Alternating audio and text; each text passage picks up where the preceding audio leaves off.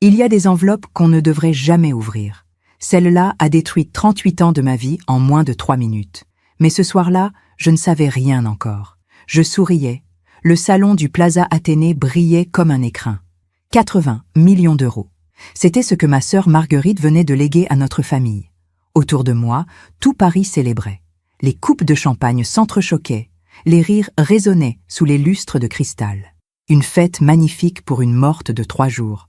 Je portais ma robe en soie gris perle, celle que mon défunt mari aimait tant. Mes mains tremblaient un peu, mais c'était l'émotion, pensais-je. L'émotion de voir enfin notre famille réunie, heureuse, à l'abri du besoin. Et puis il y avait mon fils, Antoine. 38 ans de fierté maternelle. Il traversait le salon avec cette élégance naturelle qui me faisait battre le cœur depuis sa naissance. Costume bleu marine, cheveux noirs, parfaitement coiffés, ce sourire. Mon Dieu, ce sourire. Il m'a vu et s'est approché, sa coupe de champagne levée vers moi. Maman, à tante Marguerite, et à nous. Nous avons trinqué. Ses yeux brillaient d'une lumière que je ne lui connaissais pas, une sorte d'excitation fébrile. Je me suis dit qu'il était heureux, qu'enfin, après toutes ces années difficiles, après son divorce, après ses échecs professionnels, la vie lui offrait un nouveau départ. J'étais si naïve. Tu sembles radieux ce soir, mon chéri. C'est un grand soir, maman. Un très grand soir. Il a embrassé ma joue et s'est éloigné vers le bar. Je l'ai regardé discuter avec Clémence, ma meilleure amie depuis 20 ans. Ils riaient ensemble, complices. Clémence portait une robe rouge qui lui allait à merveille. Elle a posé sa main sur l'épaule d'Antoine. Un geste amical, ai-je pensé. Juste amical. C'est à ce moment-là que l'homme est apparu. 60 ans environ, cheveux gris acier, costume gris anthracite, un visage sévère, fatigué. Je ne l'avais jamais vu. Il s'est penché vers moi, assez près pour que personne d'autre n'entende. Madame de Marigny. Comment connaissait-il mon nom? Il a glissé une enveloppe Kraft dans ma main. Épaisse, lourde. Regardez ceci quand vous serez seul. Pas ici, surtout pas maintenant. Sa voix tremblait légèrement. Qui êtes-vous? Qu'est-ce que... Je suis désolé, vraiment désolé. Et il est parti, disparu dans la foule élégante comme un fantôme. L'enveloppe brûlait dans ma main. Je l'ai glissée rapidement dans mon sac Hermès, le cœur battant. J'ai cherché Antoine des yeux. Il était toujours avec Clémence, près des grandes fenêtres donnant sur l'avenue Montaigne. Ils me tournèrent le dos. Leurs têtes se penchaient l'une vers l'autre, comme s'ils partageaient un secret. Pendant 3 heures encore, j'ai souri, embrassé, remercié. J'ai parlé de Marguerite, de ses derniers jours, de sa générosité. Mais l'enveloppe pesait dans mon sac comme une pierre au fond d'un lac. À minuit, le taxi m'a déposé devant mon immeuble du 16e arrondissement. J'ai monté les marches de marbre, traversé le hall silencieux, pris l'ascenseur jusqu'au 4e étage. Dans mon appartement, tout était calme, trop calme. J'ai posé mon sac sur la console de l'entrée. J'ai enlevé mes escarpins. J'ai fermé les rideaux de velours du salon. Puis j'ai sorti l'enveloppe. Elle reposait sur la table en acajou, près de la photographie encadrée d'Antoine enfant. Sur cette photo, il avait 6 ans et me tendait un bouquet de marguerites sauvages. Son sourire était pur, innocent. Mes mains tremblaient en ouvrant l'enveloppe. À l'intérieur, il y avait des documents, des photographies, des relevés bancaires. J'ai regardé la première photo et le sol s'est dérobé sous mes pieds. Je m'appelle Victoire de Marigny. J'ai 77 ans. Et cette nuit-là, dans le silence de mon salon, j'ai compris que je ne connaissais pas mon fils, que je ne l'avais peut-être jamais connu. Mais pour comprendre comment j'en suis arrivé là, il faut que je vous ramène en arrière, vers le temps où tout semblait encore possible, vers le temps où j'aimais sans me poser de questions. Parfois, on fait confiance à ceux qui ne la méritent pas. Et vous, avez-vous déjà été déçu par quelqu'un que vous aimiez? Racontez-moi votre histoire dans les commentaires, j'aimerais vous lire. Il faut que je vous parle d'Antoine enfant, parce que c'est cet enfant-là que j'ai continué à voir, même quand il est devenu un homme. C'est cette illusion qui m'a rendu aveugle. Nous habitions alors une maison à Neuilly-sur-Seine, pas un appartement, une vraie maison avec un jardin. Mon mari, Philippe, travaillait dans la banque privée. Nous n'étions pas riches comme Marguerite, mais nous vivions bien, confortablement. Le matin, je préparais le petit déjeuner dans la cuisine qui sentait le café et les croissants tièdes. Philippe lisait Le Figaro en silence. Et Antoine descendait l'escalier en courant, son cartable sur le dos, les cheveux encore humides de la douche. « Maman, tu as mis mon goûter ?»« Oui, mon chéri, comme tous les jours. » Il m'embrassait la joue et partait à l'école. Un enfant normal, un bon élève. Pas brillant, mais sérieux, poli. Tout le monde l'adorait. Le mercredi après-midi, nous allions au parc Monceau. Juste lui et moi. C'était notre rituel. Il courait entre les colonnes, grimpait sur les statues, et moi je le regardais en souriant, assise sur un banc vert, mon livre fermé sur les genoux. Un jour de mai, il avait 6 ans, il est revenu vers moi, les mains pleines de marguerites sauvages, des fleurs qu'il avait cueillies près de l'étang. « Tiens, maman, c'est pour toi, parce que tu es la plus belle. » Des marguerites, blanches et jaunes, un peu froissées dans ses petites mains sales. Je les ai gardées longtemps, ces fleurs, jusqu'à ce qu'elles deviennent brunes et cassantes. Puis Philippe les a prises en photo avant de les jeter. Cette photo est restée encadrée dans notre salon pendant 32 ans. Antoine me tendant des marguerites, son sourire d'enfant innocent.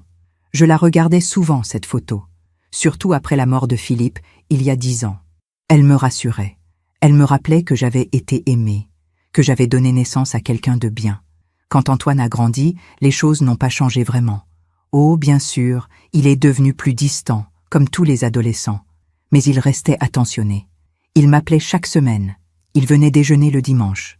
Après son divorce avec Isabelle, il y a 5 ans, il est même revenu habiter chez moi quelques mois. J'étais heureuse de l'avoir à nouveau sous mon toit. Ma grande maison était si vide depuis la mort de Philippe. Tu verras, maman, je vais rebondir. J'ai des projets, de grands projets. Il parlait souvent de projets, des investissements, des opportunités, des contacts importants.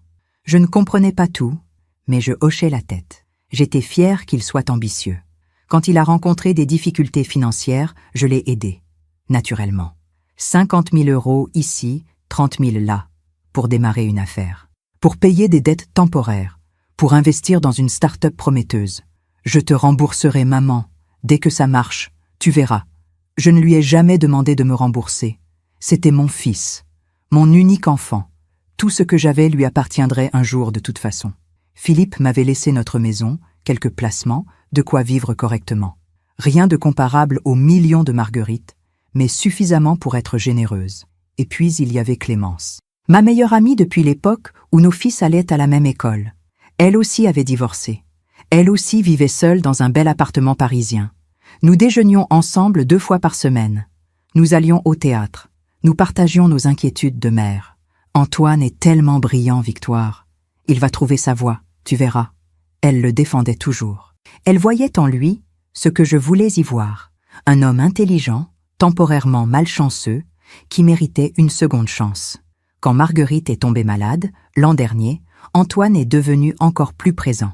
Il m'accompagnait à l'hôpital. Il me tenait la main pendant que ma sœur s'éteignait lentement dans sa chambre privée de l'hôpital américain. « Ne t'inquiète pas, maman. Je suis là. Je serai toujours là. » Marguerite n'avait pas d'enfant. Toute sa fortune devait être partagée entre moi et mes cousins. 40 millions d'euros pour moi. 40 millions que je comptais léguer à Antoine, bien sûr. Tu te rends compte, maman? Avec cet argent, on pourra tout faire. Voyager, investir, profiter de la vie. Il parlait au pluriel. On. Comme si cet argent était déjà le nôtre, le sien. Je trouvais cela touchant, cette complicité, cette façon qu'il avait de m'inclure dans ses rêves. Le soir de la fête au Plaza Athénée, en rentrant chez moi, je me sentais légère, heureuse. Ma sœur était partie en paix. Mon fils était à mes côtés. L'avenir s'ouvrait, lumineux. Puis j'ai ouvert l'enveloppe, et j'ai découvert que toutes ces années, toutes ces marguerites, tous ces « je t'aime, maman » n'étaient peut-être qu'un long mensonge patiemment construit. Il y a eu un jour où j'aurais dû ouvrir les yeux. Un seul jour où tout était là, sous mon nez. Mais j'ai choisi de ne rien voir. C'était 6 mois avant la mort de Marguerite. Un mardi après-midi de novembre. Il pleuvait sur Paris, cette pluie fine et grise qui rend les rues tristes. J'étais passée chez Antoine à l'improviste. Il habitait un appartement rue de Courcelles, dans le 17e. Un 3 pièces que je l'aidais à payer depuis son divorce. 4 000 € par mois. Une somme importante pour moi, mais je ne disais rien. Une mère ne compte pas. J'avais sonné. Pas de réponse. J'avais ma clé. Il me l'avait donnée, au cas où. J'étais entrée avec mon parapluie dégoulinant et un cake aux olives que je venais de faire. L'appartement était silencieux, trop silencieux. Antoine? Rien. Sur la table du salon, j'ai vu des papiers éparpillés, des relevés bancaires, des contrats. Je n'aurais pas dû regarder. Une mère respecte l'intimité de son fils adulte, mais mon regard est tombé sur un document. Un virement de 80 000 €. Vers un compte aux îles Caïmans. 80 000 €. Mon cœur s'est serré. Aux îles Caïmans, Antoine m'avait dit qu'il avait des difficultés financières, qu'il ne trouvait pas de travail stable, que ses projets ne marchaient pas encore. Alors d'où venaient ces 80 000 €? J'ai entendu la porte de la chambre s'ouvrir. Antoine est apparu, en peignoir, les cheveux mouillés. « Maman, qu'est-ce que tu fais là ?» Il souriait, mais son sourire était crispé. « Je t'apportais un cake. Je ne savais pas que tu étais là. » Son regard est tombé sur les papiers. Quelque chose a traversé ses yeux. De la peur? De la colère? Je n'ai pas su. Il a ramassé les documents rapidement, les a glissés dans un dossier. « Tu fouilles dans mes affaires maintenant ?» Sa voix était dure. Je ne l'avais jamais entendu me parler sur ce ton. « Non, Ils étaient sur la table. Je n'ai rien fouillé. Antoine, ces virements, c'est pour un investissement. Un gros investissement. Avec Clémence. Clémence? Ma meilleure amie investissait avec mon fils. Clémence et toi? Depuis quand? Depuis quelques mois. C'est une opportunité en Amérique du Sud. Très rentable. Elle a confiance en moi, elle. Le sous-entendu était clair. Elle, contrairement à toi. Mais tu m'as dit que tu avais besoin d'argent?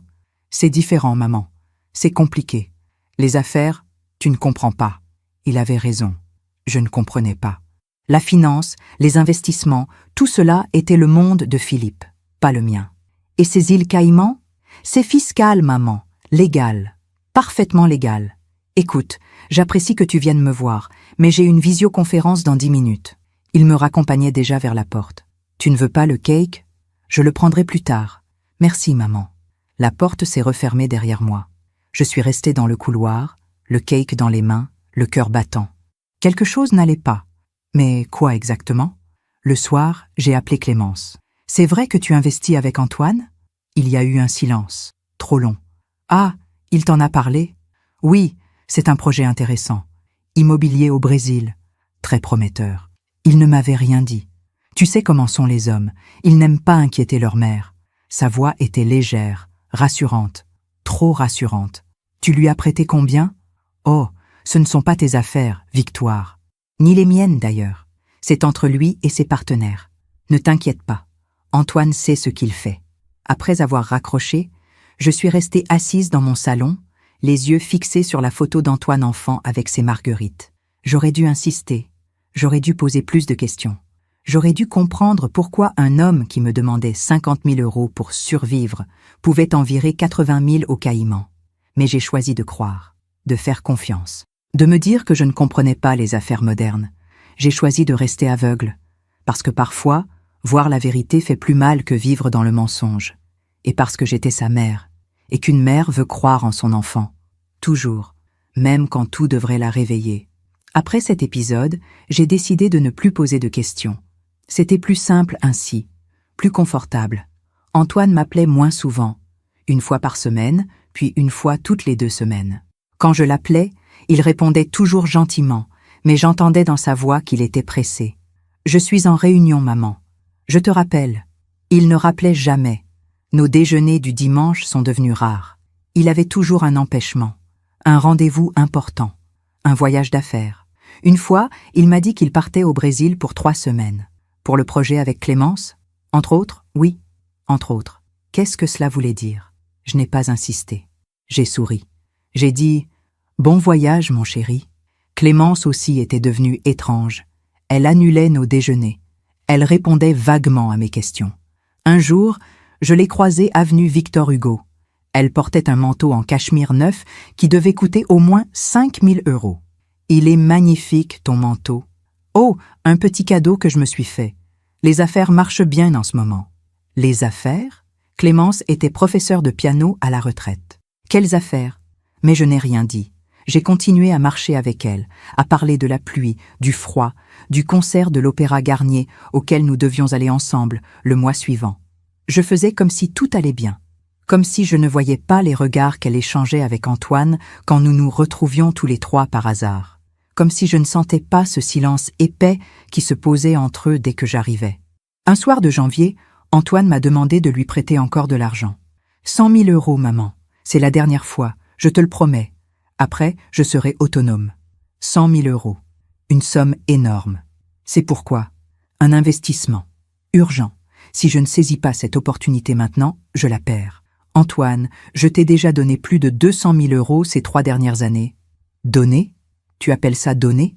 Sa voix était montée d'un coup, agressive. Je croyais que tu étais ma mère, que tu me soutenais, mais en fait, tu comptes. Tu notes tout ce que tu me donnes. J'ai senti les larmes me monter aux yeux. Non, mon chéri, je ne compte pas. Je voulais juste comprendre. Tu ne comprends rien. Tu n'as jamais rien compris aux affaires. Papa te le disait déjà. Tu vis dans ton petit monde confortable sans voir ce qui se passe autour. Philippe disait cela? Mon mari avait dit que je ne comprenais rien? Antoine, s'il te plaît, ne me parle pas comme ça. Il a soupiré, puis il s'est radouci. Ce changement brusque m'a fait plus peur que sa colère. Excuse-moi, maman. Je suis stressée. Cette affaire est importante pour moi. Pour nous. Si ça marche, on sera tranquille. Toi et moi. Pour nous. Il savait comment me toucher. D'accord, je vais faire le virement. Merci, maman. Tu es la meilleure. Il m'a embrassée sur le front, comme quand il était petit, et je me suis sentie soulagée. Mon fils m'aimait encore. J'avais eu tort de douter. J'ai fait le virement le lendemain. 100 000 euros de mes économies.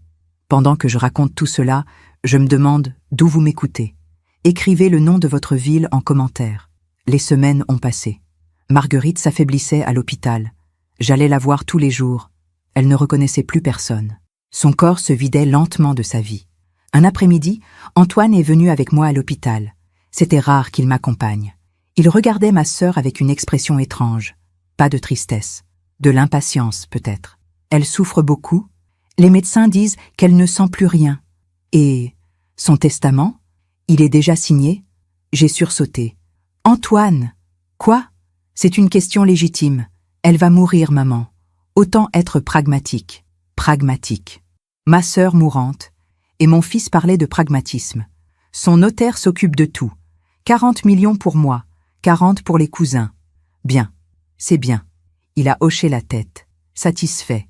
Ce soir-là, seul dans mon appartement, j'ai regardé encore une fois la photo d'Antoine aux Marguerites. Cet enfant pur et innocent. Où était-il passé? Mais je n'ai pas voulu chercher la réponse. J'ai fermé les yeux. J'ai choisi de continuer à croire que tout s'arrangerait, que j'exagérais, que j'étais une mère trop sensible, trop inquiète. J'ai choisi le silence, parce que le silence était moins douloureux que la vérité. Marguerite est morte 15 jours plus tard, un mardi matin, à l'aube. J'étais seule avec elle. J'ai tenu sa main froide pendant qu'elle poussait son dernier souffle, et la première personne que j'ai appelée, c'était Antoine. Elle est partie, mon chéri. Il y a eu un silence. Puis, d'accord, je viens. Ne bouge pas. Il était là en 20 minutes. Il m'a prise dans ses bras. J'ai pleuré contre son épaule. Mon fils, mon seul fils, il était là. Pendant quelques minutes, j'ai oublié tout le reste. Les doutes, l'argent, les mensonges. J'aurais dû comprendre qu'il n'était pas venu pour me consoler. Il était venu pour être sûr qu'elle était bien morte. Après l'enterrement de Marguerite, les choses se sont accélérées d'une manière étrange. Le notaire m'a convoqué une semaine plus tard. Un homme sec, la cinquantaine, costume gris, lunettes fines. Son étude sentait le cuir et la cire d'abeille. Madame de Marigny, votre sœur vous lègue 40 millions d'euros. L'argent sera disponible d'ici 3 mois, le temps que toutes les démarches administratives soient finalisées. 40 millions. Une somme qui changeait tout. Antoine était assis à côté de moi. Il a serré ma main. Trop fort. C'est merveilleux, maman. Tante Marguerite savait que tu en prendrais soin. Le notaire nous regardait par-dessus ses lunettes. Madame, permettez-moi de vous conseiller. Avec une telle somme, il serait prudent de consulter un gestionnaire de patrimoine. De ne prendre aucune décision hâtive. Bien sûr, je ne compte rien faire dans l'immédiat. Antoine s'est raidi à côté de moi. Dans la voiture qui nous ramenait, il a commencé à parler. Vite, trop vite. Maman, j'ai réfléchi. Avec cet argent, on pourrait investir ensemble. Je connais des opportunités exceptionnelles. En 2 ans, on pourrait doubler la mise. Doubler? Antoine, je n'ai pas besoin de plus d'argent. J'en ai déjà plus que ce dont j'aurais jamais besoin. Son visage s'est fermé. Tu vas tout laisser dormir sur un compte? alors que je pourrais le faire fructifier? Je ne sais pas encore. Je vais d'abord réfléchir. Réfléchir à quoi? Je suis ton fils, ton seul héritier. Cet argent me reviendra de toute façon un jour. Pourquoi ne pas me laisser le gérer maintenant? Sa voix était devenue dure, impatiente. J'ai senti quelque chose se briser en moi. Une petite fissure dans l'image que j'avais de lui. Antoine, cet argent est à moi. Marguerite me l'a légué à moi. Évidemment. Mais on est une famille, non? Une famille.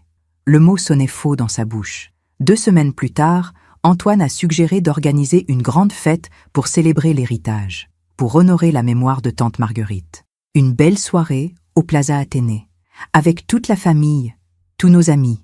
Une fête, alors qu'elle vient de mourir? Marguerite aurait aimé ça. Elle aimait la vie, le luxe, les belles choses. C'était vrai. Marguerite adorait les fêtes. D'accord, mais quelque chose de sobre, d'élégant. Bien sûr, maman, je m'occupe de tout. Il s'est occupé de tout, en effet. La liste des invités, le traiteur, le champagne. Il a même choisi ma robe. Une soie gris perle qu'il a fait livrer chez moi. Pour que tu sois la plus belle, maman. J'étais touchée. Mon fils s'occupait de moi. Il pensait à moi. Mais 3 jours avant la fête, j'ai trouvé quelque chose. J'étais passée chez Antoine pour lui apporter des documents que le notaire m'avait demandé de signer. Il n'était pas là. Encore une fois, j'avais ma clé. Sur le comptoir de la cuisine, j'ai vu son téléphone. Il l'avait oublié. L'écran s'est allumé. Un message venait d'arriver. De Clémence. Tout est prêt pour vendredi. Elle ne se doute de rien. Après la fête, on pourra enfin... Le message s'est coupé. J'ai fixé l'écran.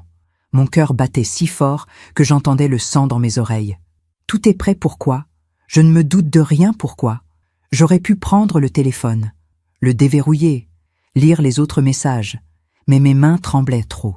J'ai posé les documents sur la table et je suis partie.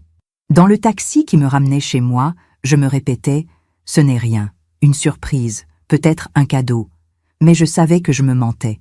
Le lendemain, j'ai appelé Clémence. « Tu viens à la fête vendredi ?» Évidemment, je ne manquerais ça pour rien au monde. Sa voix était trop joyeuse, fausse. « Clémence. »« Oui ?» J'ai failli lui poser la question, lui demander ce qu'elle tramait avec mon fils. Mais j'ai eu peur de la réponse. « Rien. À vendredi. » Après avoir raccroché, je suis restée assise dans mon salon, les yeux fixés sur la photographie d'Antoine aux Marguerites. Pourquoi avais-je si peur? Le vendredi est arrivé, le jour de la fête. Je me suis habillée lentement, avec soin. La robe gris perle qu'Antoine avait choisie. Mes perles, mon parfum Chanel 9.5. Dans le miroir, je voyais une femme élégante, 77 ans, bien conservée. Mais ses yeux étaient inquiets. « Tu es ridicule, Victoire », me suis-je dit. « Tu vois des complots partout. Antoine est ton fils, il t'aime. » Le taxi m'a déposé devant le Plaza Athénée à 20h. Les lustres brillaient déjà. La musique jouait doucement. Les serveurs circulaient avec des plateaux de champagne. Antoine m'attendait à l'entrée, magnifique dans son costume bleu marine. Il m'a embrassée. « Tu es superbe, maman. »« Merci, mon chéri. » Il souriait, ce sourire large, radieux, le sourire qui aurait dû me rassurer. Mais pour la première fois de ma vie, en regardant le sourire de mon fils, j'ai eu peur. Je suis rentrée chez moi à minuit. Les rues de Paris étaient vides et froides. Dans le taxi, je serrais mon sac contre moi. L'enveloppe pesait comme du plomb. L'homme aux cheveux gris, son regard triste. Je suis désolée. Pourquoi était-il désolé? J'ai monté les escaliers lentement. Mes jambes tremblaient. Dans mon appartement, j'ai allumé seulement la lampe du salon. Une lumière douce, tamisée. L'enveloppe reposait sur la table en acajou, à côté de la photo d'Antoine enfant. Antoine aux Marguerites, son sourire innocent. J'ai ouvert l'enveloppe. À l'intérieur, il y avait 6 photographies et des documents. La première photo, mon salon, prise d'un angle étrange, comme par une caméra cachée. Antoine était là, debout devant mon secrétaire ancien. Il tenait une clé dans la main, la clé de mon coffre-fort personnel. Comment avait-il cette clé? Deuxième photo. Antoine ouvrait le coffre. On voyait son visage de profil, concentré, pas inquiet, pas nerveux, juste concentré, comme quelqu'un qui fait quelque chose de parfaitement normal. Troisième photo. Il sortait des documents du coffre. Mes documents, mon testament, mes titres de propriété, mes relevés bancaires. Il photographiait tout avec son téléphone. Mon fils, dans mon salon, fouillant mon coffre. Quand avait-il fait ça? J'ai retourné la photo. Une date était inscrite au dos, 3 semaines plus tôt. Un mercredi après-midi, le jour où je déjeunais avec mes cousines. Il avait profité de mon absence. 4e photo. Antoine et Clémence, dans un café, leurs têtes penchées sur des papiers étalés sur la table. On reconnaissait mes documents, ceux de mon coffre. Ils les étudiaient ensemble. 5e photo. Antoine et Clémence. Mais cette fois, ce n'étaient pas des documents qu'ils regardaient. Ils s'embrassaient, sur la bouche, passionnément. Ses mains à lui dans les cheveux d'elle. Les mains d'elle sur sa nuque. Mon fils est ma meilleure amie. Depuis combien de temps? J'ai senti la nausée monter. Mes mains tremblaient tellement que j'ai failli lâcher les photos. 6e photo. Encore eux. Dans un appartement que je ne reconnaissais pas. Ils riaient. Sur la table devant eux, une bouteille de champagne. Et un ordinateur portable dont on voyait l'écran. Sur l'écran, un document. J'ai plissé les yeux pour lire. Procuration bancaire, Victoire de Marigny, 40 000 euros. J'ai porté la main à ma bouche pour ne pas crier. Les documents dans l'enveloppe expliquaient tout. Des copies de messages entre Antoine et Clémence. Des centaines de messages. Depuis 2 ans. Elle me fait confiance. Elle signera tout ce que je lui demanderai. Tu es sûr qu'elle ne se doutera de rien? Ma mère, elle est aveugle. Elle m'adore. Je peux lui faire signer n'importe quoi. Et après la fête? Après la fête, elle signe la procuration. Je lui dis que c'est pour simplifier la gestion de l'héritage. Elle signera. Puis on vire tout sur les comptes au Caïman. En 48 heures, tout sera transféré. Intraçable.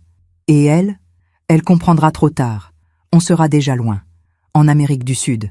Avec 40 millions. Elle ne peut rien prouver. Une procuration signée de sa main, c'est légal. Et si elle porte plainte? Elle ne le fera pas. C'est ma mère. Elle préférera mourir de honte plutôt que de m'envoyer en prison. J'ai lu et relu ces messages. Encore et encore. Comme si les mots allaient changer de sens. Mais non. C'était clair, cristallin, cruel. Mon fils prévoyait de me voler. 40 millions d'euros. Toute ma vie. Tout ce que Marguerite m'avait laissé. Et Clémence, ma meilleure amie depuis 20 ans. Elle était avec lui, dans son lit, dans son plan. Un autre document, un relevé bancaire des îles Caïmans. Au nom d'Antoine Laurent de Marigny. Avec déjà 300 000 euros de versés. Mon argent, tous les virements que je lui avais faits ces dernières années, il ne les avait pas investis, il les avait cachés, préparés pour sa fuite. J'ai posé les photos sur la table, à côté de celles d'Antoine enfant, les 2 images côte à côte, l'enfant aux marguerites, l'homme au coffre-fort. Où était passé mon petit garçon? Avait-il jamais existé? Je suis restée assise dans le silence de mon salon jusqu'à l'aube, sans bouger, sans pleurer, juste immobile, les yeux fixés sur ces photographies qui détruisaient 38 ans de ma vie. 38 ans d'amour maternel, de sacrifice, de confiance aveugle, 38 ans d'illusion. Le soleil s'est levé sur Paris.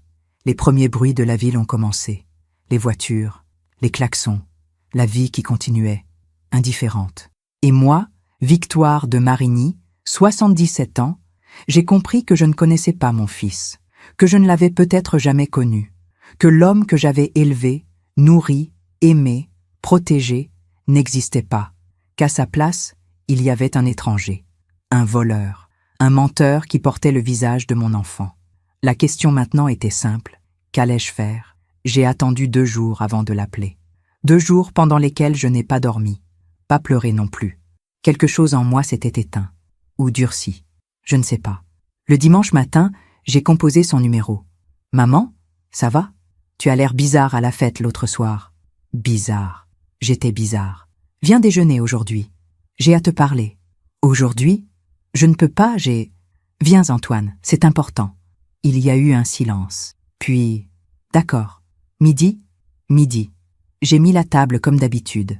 La nappe blanche, les assiettes en porcelaine de Limoges, les couverts en argent. J'ai préparé un gigot d'agneau, son plat préféré depuis l'enfance. Pourquoi? Je ne sais pas. Par habitude, peut-être, ou par ironie cruelle. Il est arrivé à midi précise, élégant comme toujours. Il m'a embrassé sur la joue. Ça sent bon. Tu me gâtes. Je ne lui ai pas répondu. J'ai servi le déjeuner. Nous avons mangé en silence.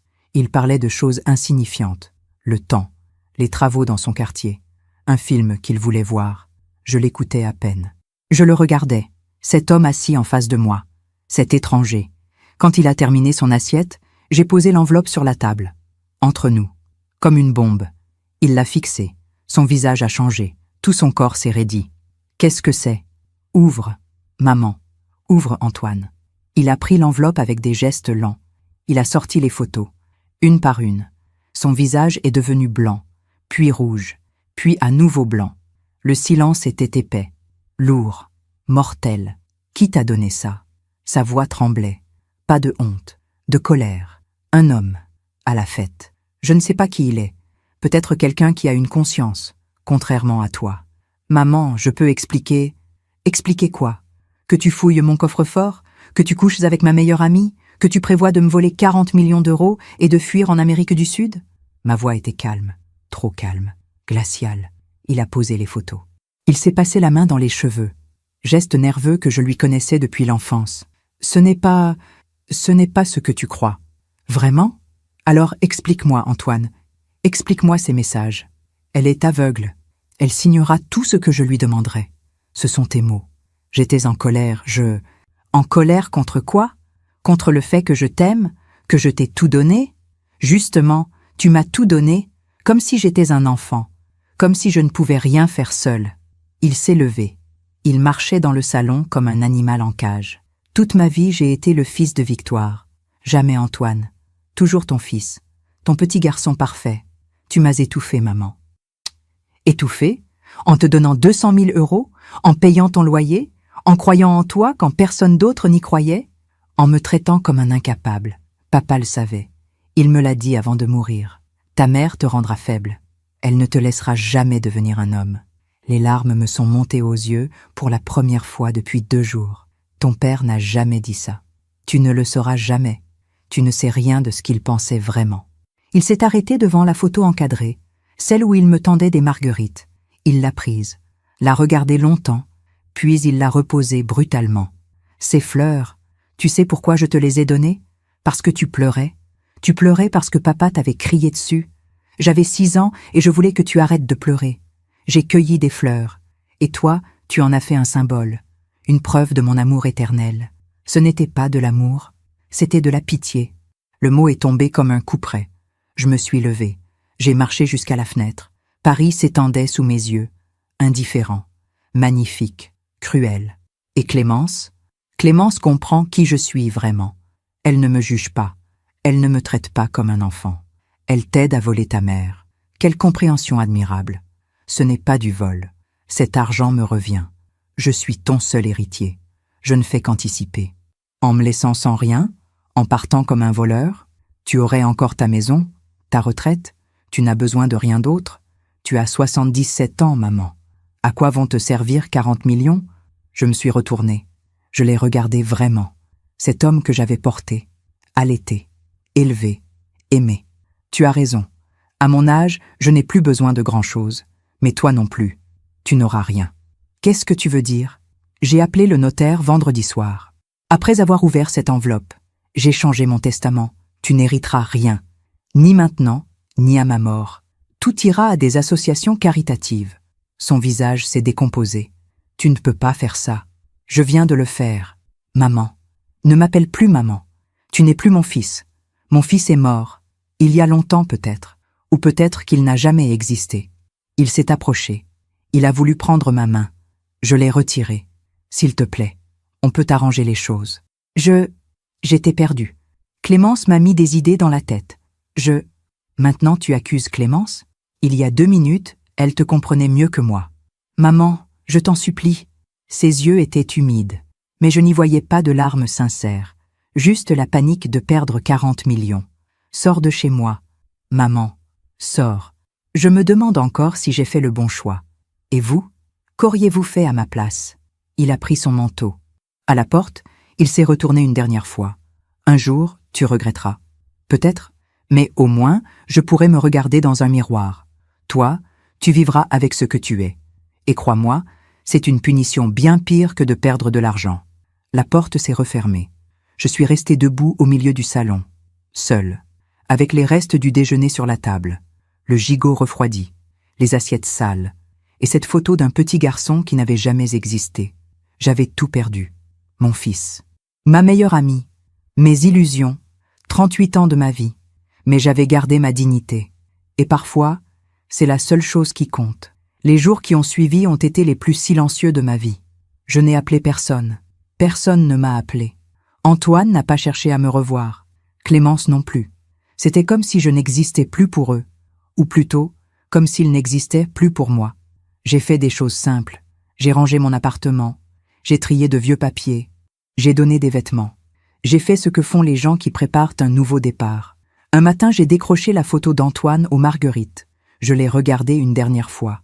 Cet enfant innocent qui n'avait peut-être jamais existé. Ou qui avait existé seulement dans mon imagination de mère aveugle. Je l'ai posé dans une boîte, au fond d'un placard. Pas jeté. Je n'étais pas prête à jeter, mais caché, hors de ma vue. À sa place sur le mur, j'ai accroché un miroir ancien que j'avais depuis des années, mais que je n'avais jamais osé mettre. Philippe le trouvait trop grand, trop imposant. Maintenant, je pouvais me voir, vraiment me voir. Une femme de 77 ans, des cheveux blancs, des rides au coin des yeux, mais un regard clair, lucide, libre. Le notaire m'a convoqué la semaine suivante. L'argent de Marguerite était disponible. 40 millions d'euros sur mon compte. J'ai regardé ce chiffre sur l'écran de l'ordinateur du notaire. 40 millions. De quoi vivre sans vie? De quoi acheter tout ce qu'on peut acheter? Mais qu'est-ce que j'allais acheter? Du temps? De l'amour? Un fils qui m'aime vraiment? Madame, avez-vous pris une décision concernant la gestion de cette somme? J'ai souri. Oui, j'avais pris une décision. Je voudrais créer une fondation pour aider les femmes âgées victimes d'abus financiers par leurs proches. Le notaire a levé les yeux, surpris. Une fondation? Oui, avec 30 millions d'euros, pour qu'elles puissent se défendre, avoir des avocats, reconstruire leur vie, pour qu'elles comprennent qu'on peut survivre à la trahison. C'est très généreux, madame. Non, c'est nécessaire. J'ai gardé 10 millions pour moi, largement suffisant pour vivre confortablement jusqu'à la fin de mes jours, et voyager, et offrir des cadeaux aux gens que j'aimais vraiment. En sortant de l'étude, j'ai marché dans Paris. Mes pas m'ont mené au parc Monceau, notre parc, celui où Antoine cueillait des marguerites. Les marguerites étaient là, justement, blanches et jaunes dans l'herbe verte, simples, belles, innocentes. Je me suis assise sur un banc, le même banc qu'il y a 40 ans, et pour la première fois depuis des semaines, j'ai pleuré. Pas sur Antoine, pas sur Clémence, pas même sur moi. J'ai pleuré sur l'illusion perdue, sur la mère que j'avais été, sur l'amour aveugle que j'avais donné sans jamais poser de questions. Mais en pleurant, j'ai aussi senti quelque chose se libérer. Une douleur ancienne, une peur que je portais depuis toujours, la peur de ne pas être assez, de ne pas être aimé. Cette peur, je l'avais nourrie en étouffant Antoine de mon amour, en voulant être la mère parfaite, en fermant les yeux sur tous les signes. Maintenant, elle partait, avec mes larmes. Je n'avais plus besoin d'être la mère parfaite. Je n'avais plus besoin d'être aimée par celui qui ne savait pas aimer. J'avais juste besoin d'être moi, Victoire, une femme libre. Une semaine plus tard, j'ai croisé une ancienne voisine dans la rue. « Victoire, comment vas-tu? On ne te voit plus. Et Antoine ?» J'ai souri, un vrai sourire. Antoine suit son propre chemin, et moi le mien. « Oh, vous êtes... Disons que nous avons pris nos distances. C'est mieux ainsi. » Elle a hoché la tête, gênée. Elle voulait en savoir plus, mais elle n'a pas osé demander. Tant mieux. Ce n'était pas son histoire, c'était la mienne, et je la gardais pour moi. Quelques mois ont passé. J'ai voyagé. D'abord en Italie, puis en Grèce, seule. Pour la première fois de ma vie, j'ai voyagé seule. J'ai découvert que la solitude n'était pas la même chose que l'abandon, que je pouvais être heureuse sans quelqu'un qui me dise que j'étais une bonne mère. J'ai rencontré des gens, de vraies personnes, pas des masques. Pas des menteurs, juste des âmes sincères qui me parlaient avec honnêteté. Et je me suis liée d'amitié avec certaines, de vraies amitiés, pas comme celles que j'avais eues avec Clémence, des amitiés sans arrière-pensée, sans intérêt. Un soir, à Athènes, assise sur une terrasse face à l'Acropole, j'ai pensé à Antoine. Où était-il? Que faisait-il? Était-il toujours avec Clémence? Je ne savais pas. Et pour la première fois, cela ne me faisait pas mal de ne pas savoir. J'avais compris quelque chose de fondamental. On ne peut pas sauver quelqu'un qui ne veut pas être sauvé. On ne peut pas aimer quelqu'un qui n'aime que lui-même. Et surtout, lâcher prise n'est pas abandonner. C'est se libérer. Antoine vivrait avec ses choix, avec ce qu'il était, avec ce qu'il avait fait. Et un jour, peut-être, la vie lui présenterait la facture. Pas moi, pas la justice humaine, mais cette justice silencieuse et implacable que les années imposent à chacun. On récolte toujours ce qu'on sème, tôt ou tard. Et moi, j'avais semé l'amour. Trop, peut-être. Aveuglément, certainement. Mais l'amour, quand même. Je récolterais autre chose que la trahison. J'en étais certaine maintenant. En rentrant à Paris, j'ai acheté un bouquet de marguerites. Je les ai mises dans un vase en cristal sur ma table de salon. Plus pour un souvenir d'enfance. Juste parce qu'elles étaient belles, simples, vraies. Comme la vie que je recommençais. À 77 ans, j'avais tout perdu. Et en perdant tout, j'avais tout retrouvé. Moi, 2 ans ont passé. 2 années pendant lesquelles je n'ai eu aucune nouvelle d'Antoine. Aucune nouvelle de Clémence non plus. C'était comme s'ils avaient disparu de la surface de la terre.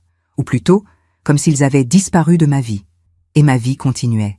Belle, paisible, pleine. La fondation que j'avais créée aidait maintenant une 50aine de femmes par an. Des mères trahies par leurs enfants. Des grands-mères spoliées par leurs petits-enfants. Des épouses volées par leurs maris. Chaque histoire me brisait le cœur. Et chaque histoire me rappelait pourquoi j'avais eu raison de dire non. J'avais embauché une directrice formidable, Pauline, une avocate de 40 ans qui avait elle-même vu sa mère se faire dépouiller par son frère. Elle gérait tout avec une efficacité redoutable et une compassion immense. « Vous leur donnez plus que de l'argent, Madame de Marigny », m'avait-elle dit un jour. « Vous leur donnez la preuve qu'on peut survivre, que la dignité vaut plus que n'importe quelle fortune. » J'assistais aux réunions. Je rencontrais ces femmes. Je les écoutais pleurer, puis se relever. Et en les regardant reconstruire leur vie, je reconstruisais aussi quelque chose en moi. Un soir de novembre, presque jour pour jour, 2 ans après la fête au Plaza Athénée, mon téléphone a sonné. Un numéro inconnu. « Madame de Marigny ?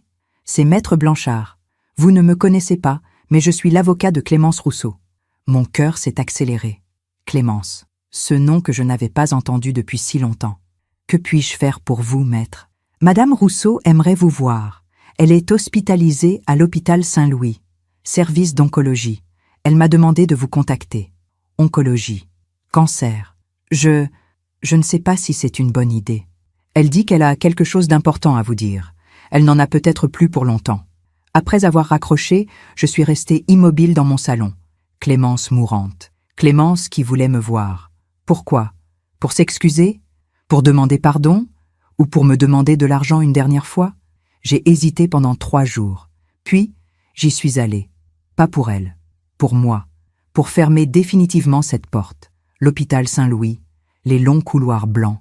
L'odeur de désinfectant. Le silence pesant des mourants. Chambre 312. J'ai frappé doucement.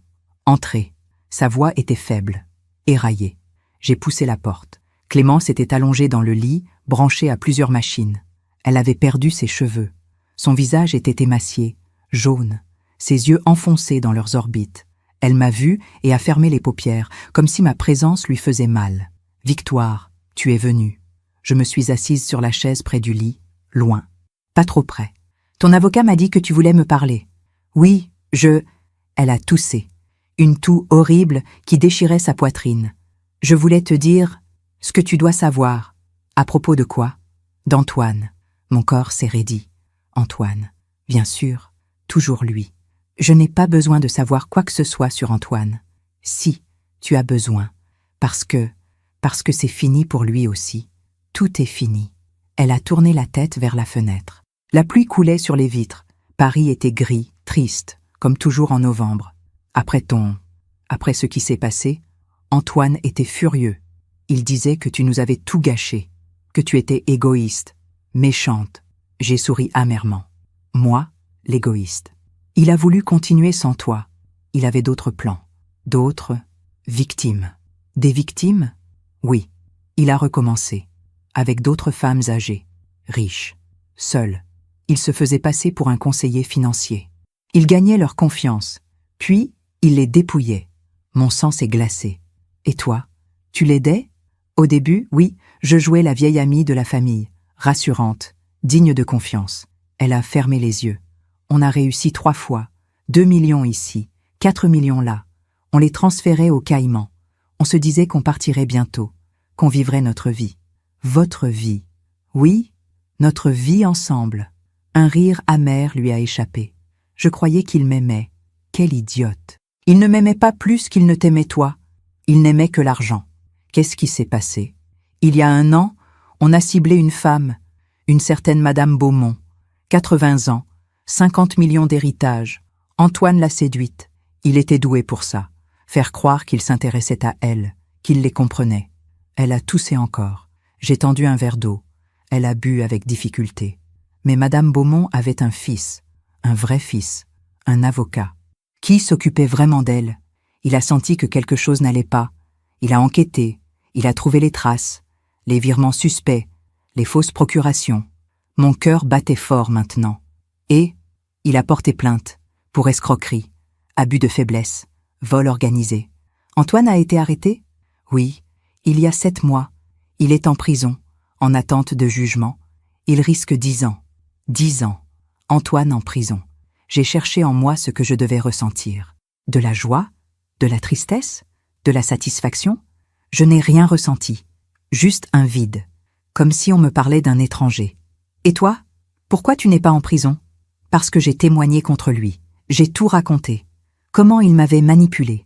Comment il avait tout organisé. J'ai fait un deal avec la justice. Elle a tourné son regard vers moi. Et parce que j'ai découvert que j'avais un cancer. Phase terminale. Les juges ont estimé que j'étais déjà condamnée. Le silence est retombé. Lourd. Dense. Pourquoi tu me racontes tout ça, Clémence? Parce que j'avais besoin que tu saches, que tu avais raison, que tu as été la seule à voir clair, la seule à lui dire non. Je ne l'ai pas fait pour avoir raison, je l'ai fait pour survivre. Je sais, mais regarde où nous en sommes maintenant. Toi, tu vis, tu es libre, tu as créé quelque chose de beau avec cet argent. Moi, je meurs seule, sans rien. Et lui est en prison, détesté, abandonné de tous. Il t'a abandonné aussi? Dès qu'il a été arrêté, il m'a accusé de tout. Il a dit que c'était mon idée, que j'étais la cervelle, que lui n'était qu'un pauvre garçon manipulé par une femme plus âgée. Elle a ri, un rire triste, sans joie. Il m'a traitée de folle, de menteuse. Il a tout nié, y compris notre relation. Les mots qu'Antoine m'avait dits ce jour-là dans mon salon me sont revenus. Un jour, tu regretteras. C'était lui qui regrettait maintenant, pas moi. Tu sais ce qui est terrible, Victoire? Quoi? En prison, personne ne vient le voir. Sa liste de contacts autorisés est vide. Même son avocat le méprise. Il est seul. Complètement seul. J'ai pensé à l'appartement vide d'Antoine, à sa vie qui s'était effondrée comme un château de cartes. Et l'argent? Celui qu'il avait volé? Bloqué, saisi, restitué aux victimes. Il ne lui reste rien. Rien. Après toute cette manipulation. Tous ces mensonges. Toute cette cruauté, il ne lui restait rien. La vie finit toujours par nous rendre ce qu'on lui donne, ai-je murmuré. Clémence m'a regardé. Ses yeux étaient humides. Tu me détestes? J'ai réfléchi à cette question. Honnêtement. Non, je ne te déteste pas. Je t'ai détesté. Pendant des mois. Mais maintenant je te plains. Me plaindre? Oui, parce que tu as gâché nos 20 ans d'amitié pour un homme qui ne valait rien. Tu as trahi la seule personne qui t'aimait vraiment. Pour de l'argent, pour des illusions. Elle a fermé les yeux. Des larmes ont coulé sur ses joues creuses. J'ai été stupide. Oui, tu as été stupide. Pardon, Victoire. Je ne peux pas te pardonner, Clémence. Pas vraiment. Mais je peux te laisser partir en paix. J'ai posé ma main sur la sienne. Sa peau était froide, presque transparente. Tu ne m'as jamais demandé pourquoi j'ai témoigné contre lui. Pourquoi? Parce qu'il m'a dit la même chose qu'à toi, qu'il m'aimait, qu'on partirait ensemble. Et puis un jour, en prison, il a tout avoué. Il m'a dit qu'il ne m'avait jamais aimé, que j'étais juste un outil, une vieille femme naïve qu'il utilisait. Comme sa mère, comme sa mère. Ces mots m'ont fait plus mal que tout le reste. Il a dit « Vous êtes toutes les mêmes. Vous, ma mère, toutes ces vieilles, pathétiques. Vous donnez tout pour un sourire, pour un mot doux. Vous méritez de perdre votre argent. » J'ai senti mes mains trembler. À ce moment-là, j'ai compris que je n'étais pas amoureuse de lui. J'étais sous son emprise. et que cette emprise n'était que du vide. Elle m'a serré faiblement la main. Toi, tu as été plus forte que moi. Tu as vu le vide avant qu'il te détruise. Nous sommes restées silencieuses. La pluie continuait de tomber dehors. Est-ce que tu vas le voir, Antoine? Non, même pas une dernière fois. Surtout pas une dernière fois. Il n'y a plus rien à dire, plus rien à sauver. Il m'a demandé de te transmettre un message. Mon cœur s'est contracté malgré moi. Quoi? Qu'il avait besoin d'argent pour un meilleur avocat. Je me suis levée brutalement. Bien sûr, même en prison, même après tout, il demande encore de l'argent. J'ai marché vers la porte. Victoire, je me suis retournée. Merci d'être venue. Guéris en paix, Clémence, si tu peux. Il n'y a plus de paix possible pour moi, mais j'espère qu'il y en a pour toi. J'ai quitté l'hôpital. Dehors, la pluie avait cessé. Le ciel se dégageait. Une lumière pâle perçait les nuages. En marchant vers le métro, j'ai pensé à Antoine, en prison, seul, détesté, sans argent, sans amis, sans personne. J'aurais dû ressentir de la joie, de la victoire. Il avait eu ce qu'il méritait, mais je ne ressentais que de la tristesse. Une tristesse immense. Pas pour lui, pour ce qu'il aurait pu être, pour l'enfant aux marguerites qui n'avait jamais vraiment existé. La vie lui avait présenté la facture, une facture bien plus lourde que tout ce qu'il avait volé. Il avait tout perdu, sa liberté, son argent, sa dignité. Et surtout, il avait perdu quelque chose qu'on ne retrouve jamais, la capacité d'être aimé. Parce qu'on ne peut pas être aimé quand on n'aime personne, quand on ne voit dans les autres que des moyens, des outils, des victimes. Antoine vivrait le reste de sa vie avec ça, en prison d'abord, puis dehors, si jamais il sortait. Mais il serait toujours prisonnier, prisonnier de ce qu'il était. Et moi, j'étais libre. Clémence est morte 3 semaines plus tard. J'ai appris sa mort par un faire-part dans le Figaro. Décédée dans sa 78e année. Ni fleurs, ni couronne. Je n'ai pas assisté à ses funérailles. Il n'y avait rien à pleurer. Notre amitié était morte bien avant elle. Ce soir-là, assise dans mon salon, j'ai regardé le vase de marguerites sur ma table. Elles étaient fraîches, vivantes, belles, et j'ai compris que la vraie justice n'était pas de voir Antoine en prison. La vraie justice, c'était de vivre pleinement, librement, heureusement. C'était de transformer la douleur en quelque chose de beau, l'argent volé en aide pour d'autres, la trahison en sagesse. Elle m'avait traité de folle, un jour, Clémence. Quand je refusais de voir la vérité sur Antoine. Des années plus tard, j'avais retrouvé ce même regard vide dans un couloir d'hôpital. La vie finit toujours par rendre ce qu'on lui donne. Et ce qu'elle avait rendu à Antoine et Clémence, c'était le vide qu'ils avaient semé, le vide qu'ils avaient été.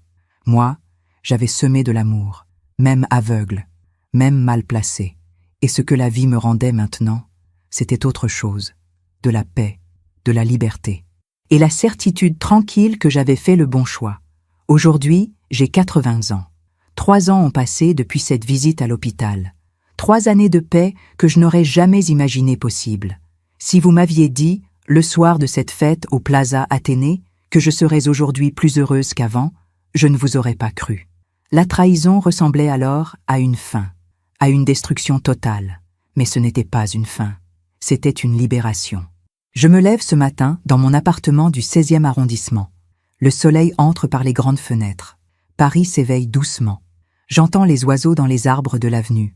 Le bruit lointain de la circulation. La vie qui continue, indifférente et magnifique. Sur ma table, le vase de marguerites. Je les change chaque semaine. Pas pour un souvenir, pas pour une nostalgie. Juste parce qu'elles sont belles. Parce qu'elles me rappellent que la simplicité est souvent plus vraie que toutes les promesses compliquées. Je prends mon café, lentement, sans me presser. J'ai appris à savourer ces moments. Le goût du café, la chaleur de la tasse dans mes mains, le silence paisible du matin. Quand on a 77 ans et qu'on découvre qu'on a été trahi par ce qu'on aimait le plus au monde, 2 chemins s'ouvrent. Le premier est celui de l'amertume, de la colère, de la rancœur qui vous ronge jusqu'à vous détruire. Le second est celui de la compréhension, de l'acceptation, de la transformation.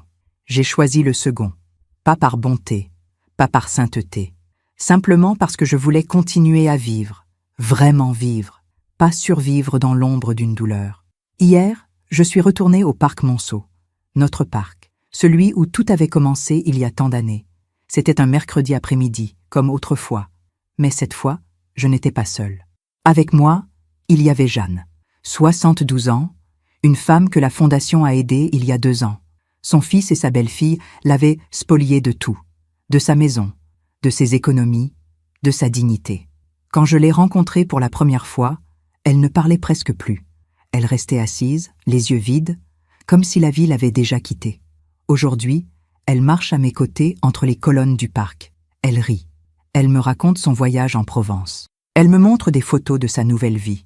Un petit appartement qu'elle loue, des cours de peinture qu'elle a commencé, des amies qu'elle s'est faites. Vous m'avez sauvée, Madame de Marigny. Non, Jeanne, je vous ai juste tendu la main. C'est vous qui avez fait le chemin. Quand même, sans vous, sans la Fondation, je serais morte de honte et de solitude. Nous nous sommes assises sur un banc, le même banc où je m'asseyais avec Antoine enfant. Vous savez ce qui est étrange, m'a-t-elle dit. Au début, je voulais que mon fils soit puni. J'imaginais la prison, la ruine. Je voulais qu'il souffre comme il m'avait fait souffrir. C'est normal. Mais maintenant, je ne pense même plus à lui. Je vis ma vie. Il vit la sienne. Ou plutôt, il vit avec ses choix.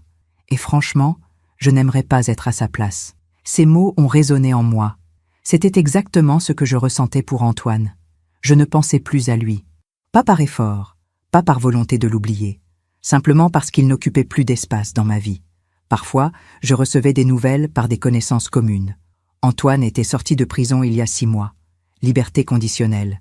Il vivait dans un studio à Montreuil, seul, sans travail, sans argent, sans personne. Certaines personnes me demandaient « Vous n'avez pas envie de l'aider ? C'est quand même votre fils. » Non, je n'avais pas envie de l'aider, pas par cruauté, pas par vengeance, mais parce que l'aider maintenant serait l'empêcher d'apprendre la seule leçon qui pourrait encore le sauver. On ne peut pas sauver quelqu'un des conséquences de ses propres choix. C'est la vie qui enseigne, pas nous. Et Antoine avait besoin de ces leçons, dures, douloureuses, mais nécessaires. Peut-être qu'un jour, dans 10 ans, dans 20 ans, il comprendrait. Peut-être qu'il se réveillerait et verrait ce qu'il avait détruit. Peut-être qu'il deviendrait quelqu'un de meilleur. Ou peut-être pas. Ce n'était plus mon problème. Ce n'était plus mon rôle. J'avais été sa mère pendant 38 ans. J'avais donné tout ce qu'une mère pouvait donner. Parfois trop, souvent mal, toujours avec amour. Maintenant, c'était à lui de grandir. Seul. La Fondation continue de croître. Nous aidons maintenant plus de 100 femmes par an. Des mères, des grands-mères, des épouses, des filles. Toutes trahies par ceux en qui elles avaient la confiance. Chaque histoire est différente. Mais elles ont toutes le même fil rouge. L'amour exploité, la confiance brisée, la vulnérabilité transformée en faiblesse par ceux qui auraient dû protéger.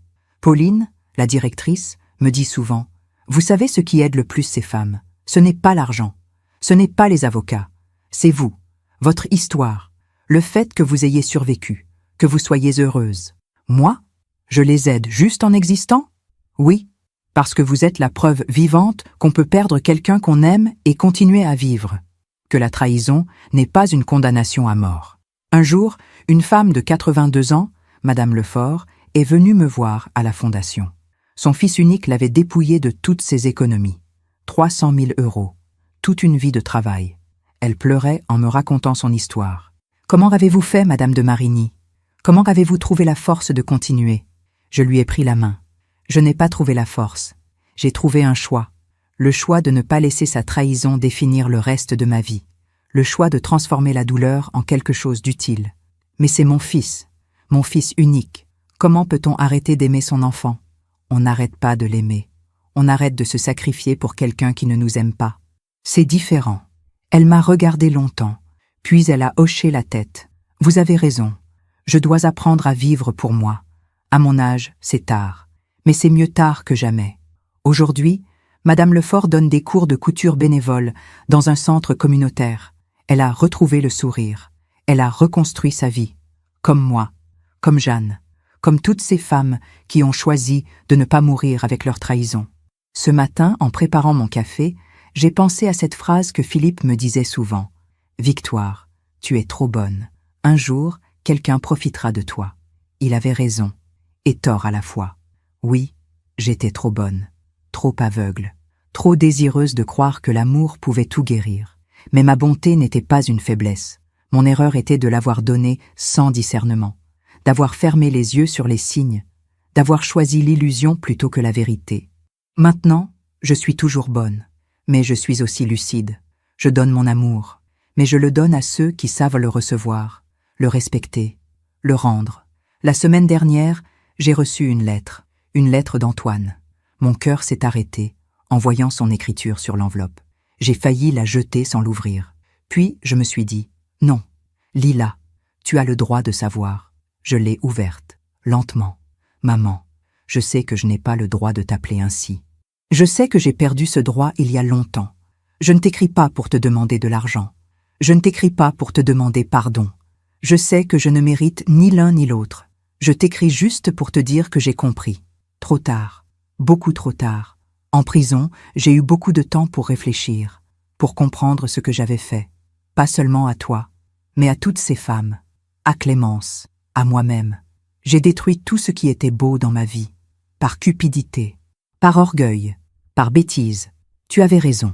L'argent ne vaut rien. La dignité vaut tout. Je ne te demande pas de me répondre. Je ne te demande rien. Je voulais juste que tu saches que quelque part, dans un studio minable de Montreuil, il y a un homme de 41 ans qui a enfin compris ce qu'était sa mère. Une femme bonne, généreuse, qui méritait mieux qu'un fils comme moi. Je te souhaite d'être heureuse. Tu le mérites plus que quiconque. Antoine, j'ai lu cette lettre 3 fois. Puis je l'ai posée sur la table. Qu'est-ce que je ressentais? De la joie, de la tristesse, du soulagement? Un peu de tout. Et en même temps, rien de définitif. Antoine avait peut-être compris. Peut-être qu'il changerait. Peut-être qu'il deviendrait quelqu'un de meilleur. Ou peut-être que c'était juste une nouvelle manipulation. Une tentative de me toucher, de rouvrir une porte. Je ne savais pas. Et franchement, cela n'avait plus d'importance. J'ai plié la lettre. Je l'ai mise dans un tiroir. Je n'y ai pas répondu. Pas par cruauté, pas par rancune. Simplement parce qu'il n'y avait rien à dire. Le passé était le passé. Antoine vivrait avec ses regrets. Moi avec ma paix. Cet après-midi, je vais à la Fondation. Nous organisons une conférence sur les abus financiers envers les personnes âgées. Des avocats viendront, des travailleurs sociaux, des journalistes aussi. Pauline me demande souvent de témoigner, de raconter mon histoire. Au début, je refusais. C'était trop intime, trop douloureux. Mais maintenant, je le fais. Pas souvent, mais quand je sens que c'est nécessaire. Parce que si mon histoire peut aider, ne serait-ce qu'une femme à ouvrir les yeux, à dire non, à se défendre, alors tout cela aura eu un sens. La douleur aura servi à quelque chose. La trahison aura produit de la sagesse. La perte aura créé de la solidarité. Ce soir, en rentrant chez moi, je passerai par le marché aux fleurs. J'achèterai des marguerites fraîches, blanches et jaunes, simples et belles. Je les mettrai dans mon vase et je les regarderai en souriant. Parce que les marguerites ne mentent pas. Elles ne trahissent pas. Elles ne calculent pas. Elles sont juste ce qu'elles sont, belles, vraies, éphémères, comme la vie devrait être. J'ai 80 ans, je n'ai plus de fils, je n'ai plus d'illusions, je n'ai plus de fortune à protéger, mais j'ai quelque chose de bien plus précieux.